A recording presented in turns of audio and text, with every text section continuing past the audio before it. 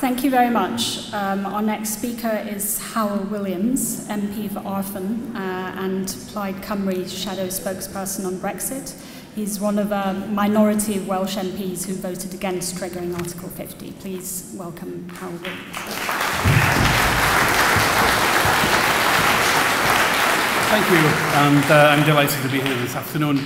As I was delighted this morning when, for the first time, I joined the Select Committee on exiting the European Union along with Joanna.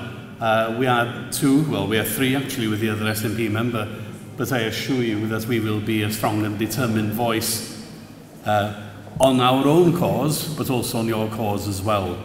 I am Plaid Cymru's Brexit spokesman. It's not a huge thing given that there are only 4 of us, but I assure you that my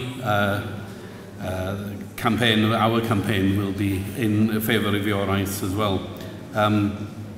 The Welsh philosopher J.R. Jones said years ago, he said something like this, that leaving your own country can be a heart-rending experience, but you can always go back. However, he noted an even more heart-rending experience, perhaps, that is of your country leaving you.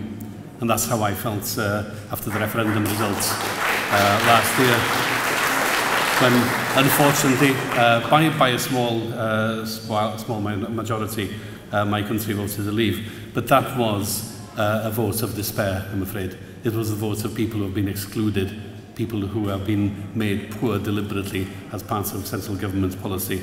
I'm very glad to say that my own constituency of Arfon voted heavily in favour of staying, and that to some extent was because they're extremely sensible people, of course, but to some extent because they had firm leadership from the political leaders, including myself, that was the proper and best thing to do. Now, as a party, we are, as I said, firmly in favour of securing your rights. By the way, further to what Joanna was saying, we're in favour of staying in the single market and in the customs union, and I'm very glad to detect some small sign of common sense breaking out among some people on the government side. It's very difficult to detect, but I think it is there. I was thinking before I came here about my now retired administrator, Lina Rhys, from Denmark, married a Welshman.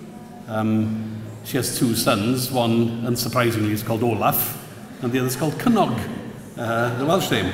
And Lina said to me fairly recently, she said, one of the regrets of my life living here in North West Wales is that I've never been able to vote for you, because as a Danish citizen, of course, she is precluded from doing that. So when I talk about something else, I think it is a disgrace that this government could even contemplate using ordinary people, the lives of ordinary people and their children, as bargaining chips. And I think that is something that I will regret forever. I promise to be short and within 5 minutes. So can I just say that I am certainly in favour of keeping your rights and, in fact, extending them. I think there should be simple, frictionless, easy registration. I've heard that phrase somewhere else in terms of something else. A right to move back and forth, and to actually refuse this status of settled status, which clearly is wrong. What I want is fair and equal treatment. Can I just draw your attention to one little matter? I live in probably one of the poorest constituencies in the UK. We get convergence funding from the European Union. The European Union actually having a regional policy which provides funds for areas such as mine to bring us closer to the EU average. However, we are subject to the same rule as everyone else around the 18,600 income level. A rule which appears to be fair in form, but in practice, of course, discriminates against poor areas, because £18,000 and 600 is not a king's ransom, but is a very good income where I live, and one that many people cannot aspire to, and therefore are precluded from bringing partners in. So I'll just say finally that I'm in favour of fair and equal treatment. Thank you.